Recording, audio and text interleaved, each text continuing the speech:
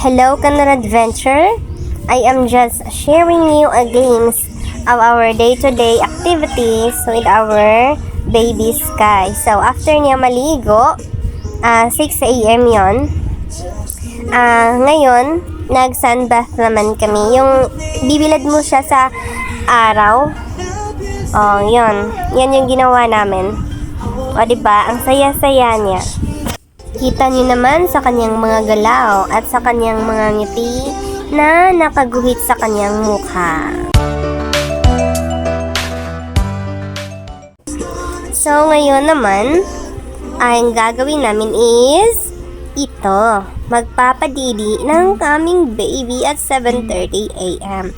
Yan yung routine namin araw-araw. So, itong ipapakita ko is just a glimpse kasi hindi araw-araw eh. What? Tapos ng pagdeda niya is, syempre, burping. Magpapabarp muna tayo sa ating baby bago natin itulog. O bago natin patulogin sa duyan, 'di ba? 'Di ba ang saya-saya pa niya. So, habang nagbabarp kami is nilalaro ko siya. Nagkukulitan muna kami. Magkukulitan muna sa camera.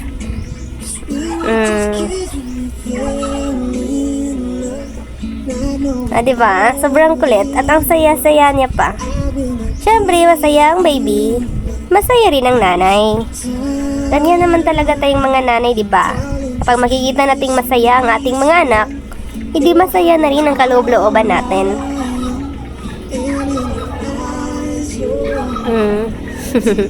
Sobrang active ng bata. Ayan.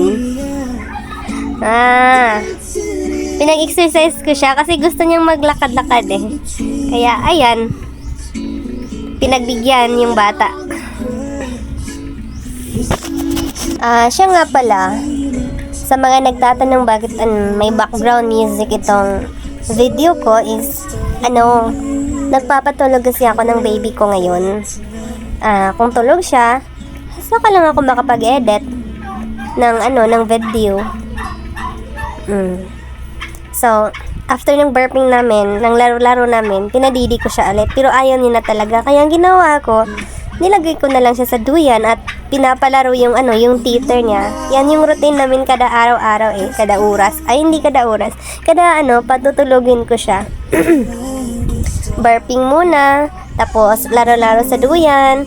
And then, magpi-play ako ng music para sa kanya. So, while nag-play siya ng kanyang teeter, naka-play naman yung music. So, after ng ilang minuto pa, ang resulta is, ayan, tingnan natin.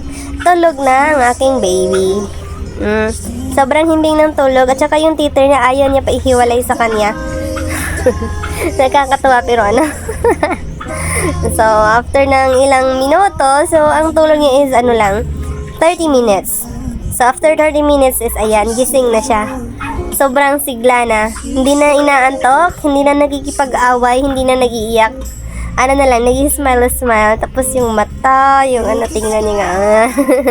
Kakatuwa.